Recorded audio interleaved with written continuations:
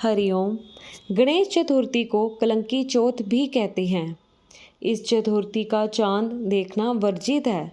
यदि भूल से भी चौथ का चंद्रमा दिख जाए तो श्रीमद् भागवत के 10वें स्कंद के 56वें 57वें अध्याय में दी गई सेमंतक मणि की चोरी की कथा का आदर पूर्वक श्रवण करना चाहिए। ये कथा इस प्रकार है। ओम श्री सद्गुरु परमात्मने नमः। सेमंतक मणि की कथा। सत्रजीत भगवान सूर्य का बहुत बड़ा भक्त था। उसकी भक्ति से खुश होकर सूर्यदेव उसके बहुत बड़े मित्र बन गए थे। सूर्य भगवान ने प्रसन्न होकर बड़े प्रेम से उसे सेमंतक मणि दी थी।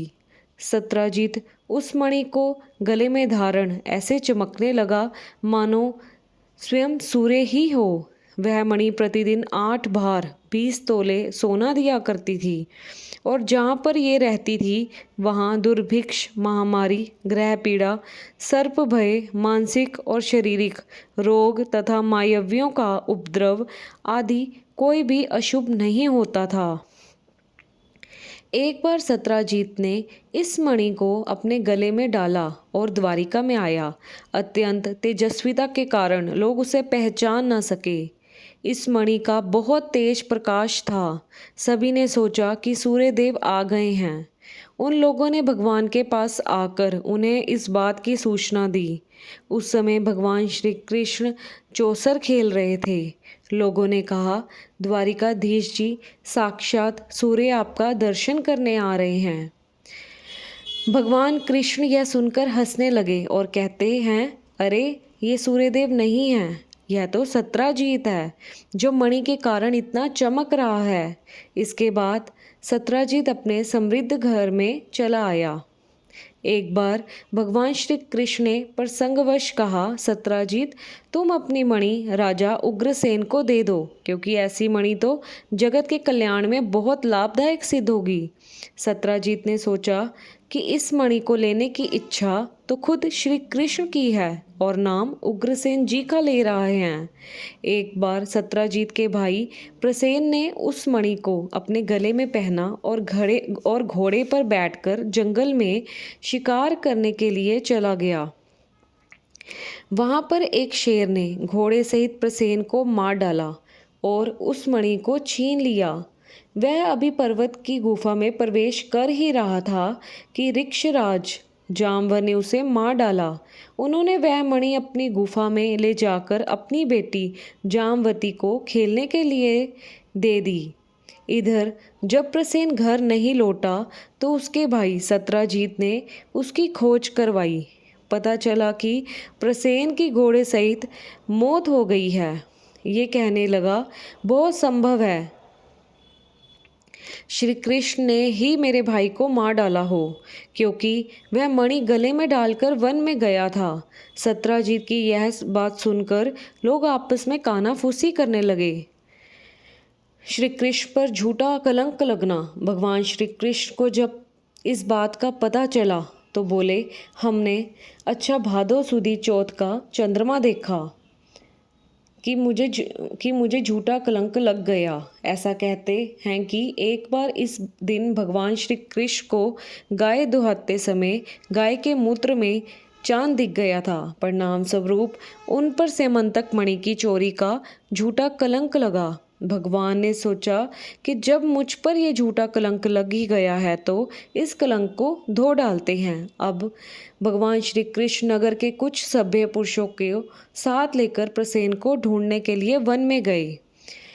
वहाँ लोगों को और श्री कृष्ण जी को पता चला कि एक सिंह ने प्रसेन को और उसके घोड़े को मारा है।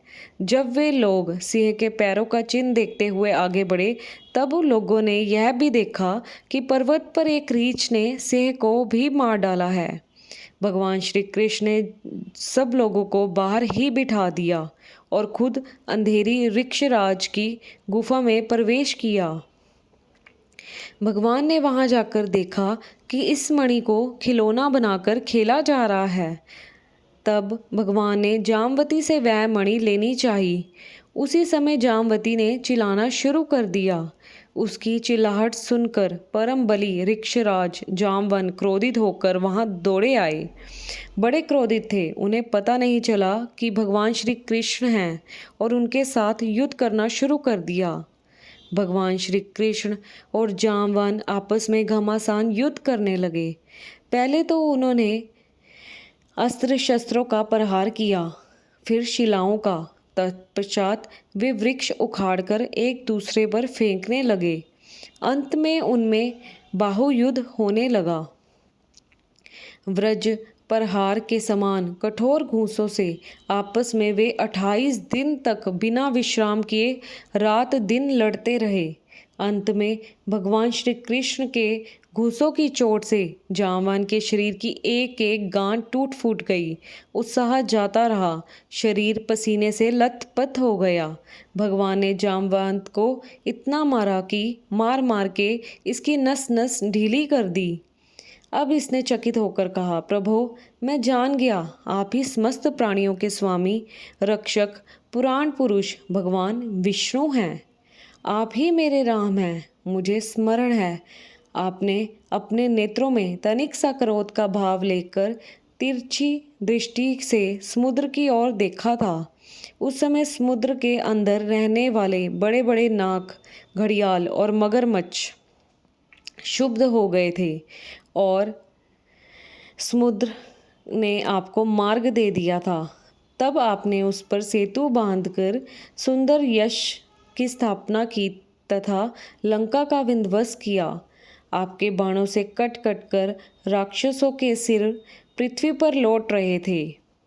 अवश्य ही आप मेरे वही राम जी श्री कृष्ण के रूप में आए हैं। जब ऋक्षराज जामवन ने भगवान को पहचान लिया, तब कमल नयन श्री कृष्ण ने अपने कर कमल हाथों को उनके शरीर पर फेर दिया और फिर जामवान से कहा, ऋक्षराज, इस मणि के लिए ही तुम्हारी इस गुफा में आए हैं। इस मणि के द्वारा मैं अपने पर लगे झूठे कलंक को मिटाना चाहता हूँ। कृष्ण और जामवती का विवाह। फिर जामवान जी कहते हैं, प्रभु, सारी बात ठीक है, पर एक बात बताइए, आप मणि तो बिना युद्ध किए भी ले सकते थे। आप मुझे पहले ही बता देते कि आप ही मेरे श्री राम हैं। ये बात सुनकर श्री कृष्ण जी मुस्कुराए और कहा, जामवंत, तुम्हें याद होगा कि जब मेरा राम और रावण का युद्ध हो रहा था, कितना भयंकर युद्ध था जिसका वर्णन नहीं किया जा सकता। लेकिन तुम उस समय सोच रहे थे कि ये भी कोई युद्ध है। अगर राम की जगह मैं होता तो रावण को बताता। बस तुम्हारी इसी बात को पूर्ण करने के लिए आज मैंने तुमसे युद्ध किया। जब जामवंत जी ने ये सुना तो उनकी आंखों से आंसू आ गए और कहते हैं, प्रभु, आप तो अंतर्यामी हो, मुझ पर एक कृपा करो। मेरी एक बेटी है जामवती, तुम उसके साथ विवाह कर लो। ऐसा कहकर जामवान ने बड़े आनंद से अपनी कन्या कुमारी जामवती को मणि के साथ उनके चरणों में समर्पित कर दिया। भगवान श्री कृष्ण जिन लोगों को गुफा के बाहर छोड़ गए थे, उन्होंने 12 दिन तक उनकी प्रतीक्षा की, परंतु जब उन्होंने देखा कि अब तक वे गुफा से नहीं निकले, तब वे अत्यंत दुखी होकर द्वारिका को लौट आए। वहां जब माता देवकी, रुक्मणी, वासुदेव तथा अन्य संबंधियों और कुटुंबियों को यह मालूम हुआ कि श्री कृष्ण गुफा से नहीं निकले, तब उन्हें बड़ा दुख हुआ। सभी द्वारिकावासी अत्यंत दुखित होकर सत्रजीत को भला बुरा कहने लगे और भगवान श्री कृष्ण की प्राप्ति के लिए महामाया दुर्गा देवी की शरण में गए, उनकी उपासना करने लगे। उनकी उपासना से दुर्गा देवी प्रसन्न हुई और उन्होंने आशीर्वाद किया। उसी समय उनके बीच में मणि और नववधू जामवती के साथ श्री कृष्ण सबको प्रसन्न करते हुए प्रकट हो गए। सभी द्वारिकावासी भगवान श्री कृष्ण की पत्नी के साथ और गले में मणि देखकर बहुत खुश हुए, मानो कोई मरकर लौट आया हो। फिर भगवान ने सत्रजीत को राजसभा में महाराज उग्रसेन के पास बुलवाया और जिस प्रकार मणि प्राप्त हुई थी वह सब कथा सुनाकर उन्होंने वह मणि सत्रजीत को सौंप दी। सत्रजीत बहुत लज्जित हो गया। मणि तो उसने ले ली, लेकिन उसका मुंह नीचे की ओर लटक गया। अपने अपराध पर उसे बड़ा पश्चाताप हो रहा था। किसी प्रकार वह अपने घर पहुंचा। उसके मन में आंखों के सामने निरंतर अपना अपराध नाचता रहता। अब वह यही सोचता रहता कि मैं अपने अपराध का मार्जन कैसे करूं, मुझ पर भगवान श्री कृष्ण कैसे प्रसन्न हो। मैंने भगवान पर शक करके ठीक नहीं किया।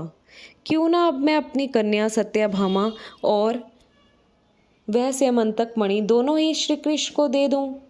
यह उपाय बहुत अच्छा है। ऐसा मन में विचार करके सत्यजीत ने अपनी कन्या तथा स्यमंतक मणि दोनों ही ले जाकर श्री कृष्ण को अर्पण कर दी।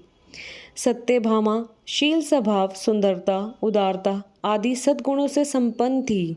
बहुत से लोग चाहते थे कि सत्यभामा हमें मिले और लोगों ने उन्हें मांगा भी था, परंतु अब भगवान श्री कृष्ण ने विधि पूर्वक उनका पाणी ग्रहण किया।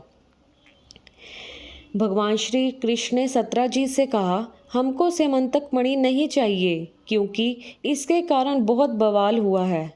आप सूर्य भगवान के भक्त हैं, इसलिए वह आपके पास ही रहे। आप केवल इतना कर दीजिए कि इस मणि से जो सोना निकलता है आप मुझे वो दे दीजिए। सत्यजीत को ये बात अच्छी लगी। इस प्रकार भगवान की ससुराल से 20 तोले सोना प्रतिदिन आता है, जिसे भगवान राजकाज और धर्म के काम में लगाते थे। यदि अनिच्छा से चंद्र दर्शन हो जाए तो इस मंत्र को जल आगे रखकर जप करके वो जल पी लेना चाहिए। ये मंत्र है, सिंह प्रसेनम वधित सिंहो जामवता हतः सुकुमारक मारे दिस्तव होश स्यमंतक है। सुंदर सलोने कुमार, इस मणि के लिए सिंह ने प्रसेन को मारा है और जामवा ने उस सिंह का संहार किया है। अतः तुम रो मत, अब इस स्यमंतक मणि पर तुम्हारा अधिकार है। चौथ के चंद्र दर्शन से कलंक लगता है। अगर इस मंत्र का जप कर लें तो इस कलंक का प्रभाव कम हो जाता है। इसलिए अगर कोई गलती से चंद्र दर्शन कर ले तो उसे ये मंत्र करना चाहिए और ये स्यमंतक मणि की कथा प्रेम पूर्वक सुननी चाहिए। इससे इस कलंक का प्रभाव कम हो जाएगा। हरे कृष्णा कृष्ण कृष्ण हरे हरे, हरे राम राम राम हरे हरे। ओम गम गणपते नमः। हरि ओम।